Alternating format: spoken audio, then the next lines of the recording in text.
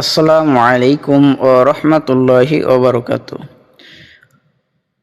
নবীজি সাল্লাল্লাহু আলাইহি ওয়াসাল্লামের কাছে একজন মরুজ সাহাবী এসে জিজ্ঞাসা করেছিলেন যে, ইয়া রাসূলুল্লাহ, আমাকে এমন কিছু অল্প আমল দিন যে আমলের দ্বারা আমি জান্নাতের সুসংবাদ পাব। নবীজি সাল্লাল্লাহু আলাইহি ওয়াসাল্লাম বিশেষভাবে তাকে 3টি আমল দিয়েছিলেন, যে 3টি আমলের দ্বারা সে জান্নাতের সুসংবাদ পেয়েছিলেন। সেই 3টি আমলের মধ্যে একটি আমল এই রমজান সম্পর্কেও নবীজি ঘোষণা করেছিলেন। তো সেই 3টি আমলের কথাই এই হাদিসের মধ্যে নবীজি সাল্লাল্লাহু আলাইহি ওয়াসাল্লাম তুলে ধরেছেন। হাদিসটি পড়ছি, আপনারা শুনেন। হাদিসটি সহিহ বুখারী শরীফের 1315 নম্বর হাদিস। হাদিসের মান সনদ সহিহ। বিসমিল্লাহির রহমানির রহিম। عن أبي هريرة رضي الله تعالى عنه أن أعرابيا أتى النبي صلى الله عليه وسلم فقال دلني على عمل إذا عملته دخلت جنة. قال تعبد الله لا تشرك به شيئا وتقيم الصلاة مكتوبة وتؤدي الزكاة مفروضة وتصوم رمضان. قال والذي نفسي بيده لا أزيد على هذا.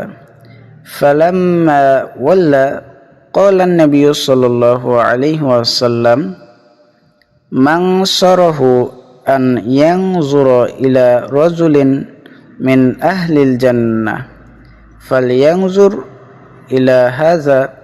حدثنا مسدد عن يحيى عن أبي حيان قال أخبرني أبو زرعة عن النبي صلى الله عليه وسلم بهذا.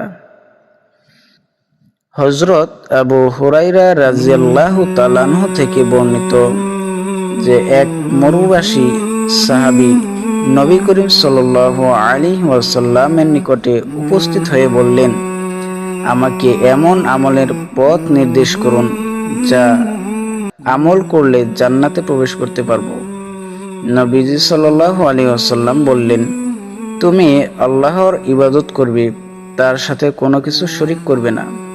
5 ওয়াক্ত ফরজ নামাজ আদায় করবে, ফরজ যাকাত আদায় করবে ও রমজানের রোজা পালন করবে।